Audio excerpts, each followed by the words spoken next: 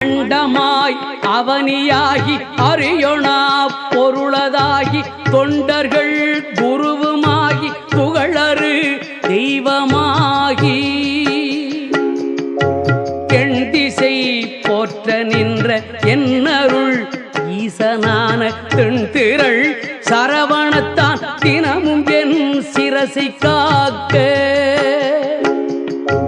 அண்டமாய் அவனியாகி அறியொணா பொருளதாகி தொண்டர்கள் குருவுமாகி புகழறு தெய்வமாகி எண்திசை போற்ற நின்ற என்னருள் ஈசனான தென்திரள் சரவணத்தான் தினமும் என் சிரசை காக்க